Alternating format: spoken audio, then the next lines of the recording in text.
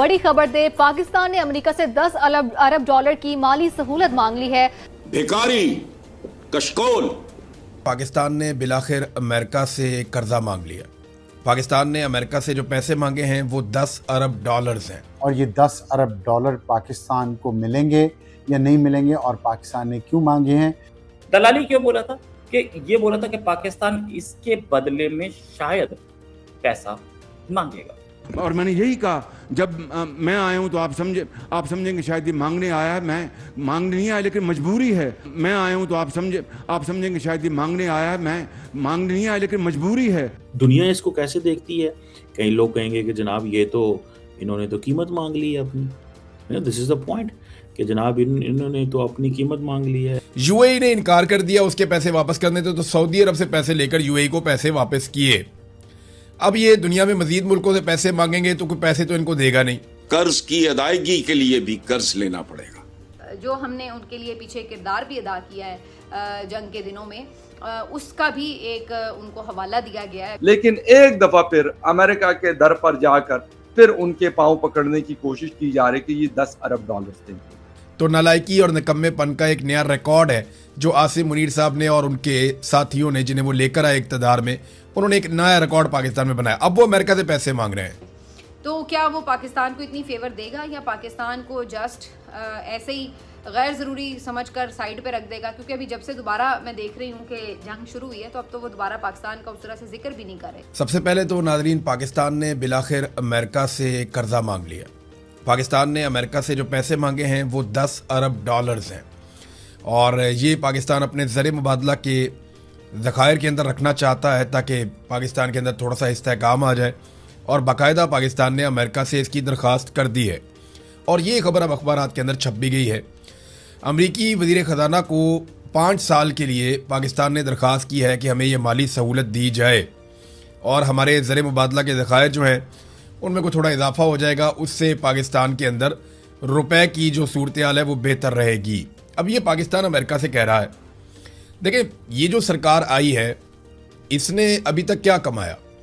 सरमायाकारी लाने में ये मुकम्मल तौर पे नाकाम रहे। आसिम मुनीर साहब ने बहुत बड़े बड़े दावे किए थे और उन्होंने कहा था 1 साल में मईशत को ठीक कर दूंगा, लेकिन उस वक्त से लेकर अब तक ये पाकिस्तान में बिल्कुल सरमायाकारी नहीं ला पाए, बल्कि 50 साल की कम तरीन सतह पे पाकिस्तान की सरमायाकारी चली गई।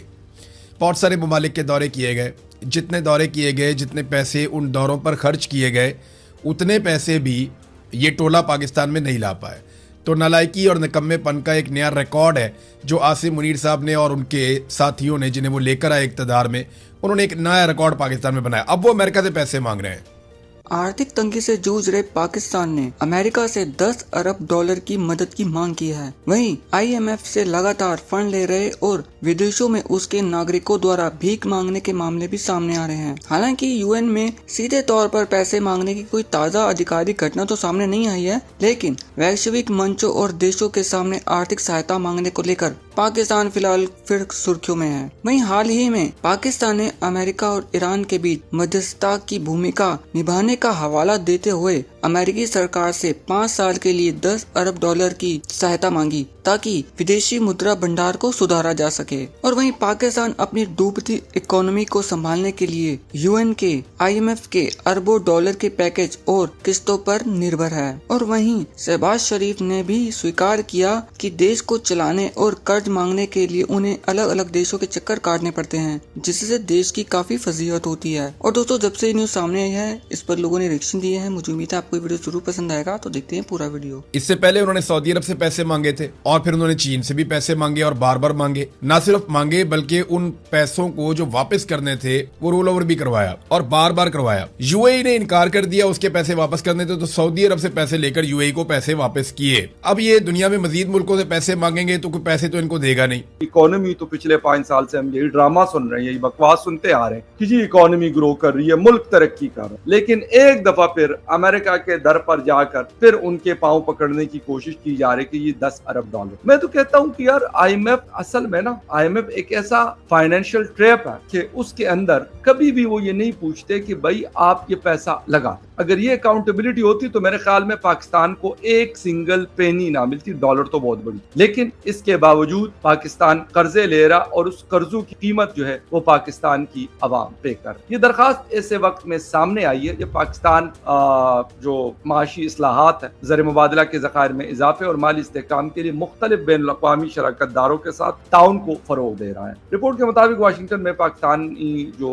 एम्बेसी है उनके हुक्काम ने इस दरख्वास्त की तस्दीक किया, ताहम उन्होंने इस हवाले से मजीद तफसीलात फराहम करने से गुरेज किया। अमेरिकन जो फाइनेंस मिनिस्ट्री है उन्होंने भी इस मामले पर पूरी किस्म का तबसरा करने से गुरेज किया है। ओ भाई, गुरेज करे या ना करे, मामला ये है कि हमने एक जिसे कहते हैं कि हमने अपना एक जिंदगी का मकसद बना दिया कि मुल्क चलाना है उधार का पैसा, और करना क्या है, वैसे मुल्क क्या चलाना है, मुल्क घसीटना। चल तो नहीं रहा, अगर चल रहा होता तो शायद हमें ये जो बड़े एक्सपर्ट बैठे हुए शहबाज शरीफ, स्पीड एंड कंपनी या बाकी जो साहिबान है जिनको लाने वाले हैं, वो तो बड़े बड़े दावे कर रहे कि भाई हमें ये नहीं होगा और हमें वो नहीं होगा। यही एहसन इकबाल इमरान खान साहब के जमाने में पार्लियामेंट के अंदर स्पीकर के सामने खड़े होकर कहते थे कि आपने हमें बेच दिया, आपने हमें गिरवी रखा हुआ है, आपने स्टेट बैंक को गिरवी रख दिया, आपने पाकिस्तान को गिरवी रख। अब तो मैं कहता हूं कि पाकिस्तान के गली कूचियां भी, गलियां और मतलब जो स्ट्रीट्स है उसको भी आपने गिरवी रख, गली कूचे गिरवी रख दिए। मैं कहता हूं कि कोई जगह ऐसी नहीं है। एयरपोर्ट्स बेचे जा रहे हैं,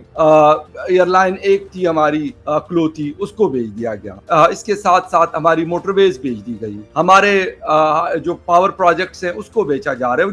जो मुनाफा बख्श हैं, जो प्रॉफिटेबल है, वो कंपनी जो प्रॉफिट दे रही हैं, जिस तरह आईएसको है, इस्लामाबाद इलेक्ट्रिक सप्लाई जो है वो जो प्रॉफिट में जा रही है 99% से ज्यादा उनका रिकवरी है, उसके बावजूद उनको सेल किया गया। उनकी परफॉर्मेंस भी है, मतलब उस एरिया में मैं खुद रहता हूँ, मुझे पता है परफॉर्मेंस बुरी नहीं, लेकिन उसको क्यों बेचा जा रहा है? ओ भाई, जो खराब परफॉर्मेंस है उसको बेचे ना, लेकिन निजाम को सेट करवाएं। किसी ठेकेदार को बेच कर क्या कहते हैं? वो कहते हैं यार चलो मजे करो याशी में। कौन होगा? इसाकडार या उसका रिश्तेदार होगा, अलीम खान या उसका रिश्तेदार होगा, जहांगीर तरीन या उसका रिश्तेदार होगा, मरियम नवाज या उसका रिश्तेदार होगा, शहबाज शरीफ या उसका रिश्तेदार होगा, जरदारी या उसका रिश्तेदार होगा। इन्हीं में से कोई होंगे जो ये खरीदेंगे, या फिर रावलपिंडी ग्रुप ऑफ कंपनीज जो है वो उनमें से खरीद के क्या करेंगे? मजीद अवाम। मुझे तो समझ नहीं आ रही कि ये इतना झूठ पे झूठ, और वो झूठ जो छुपाया भी नहीं था, क्यों बोल? अगर आपकी इकोनॉमी अच्छी होगी ना, आपके मुल्क में स्टेबिलिटी ऑटोमेटिकली आनी।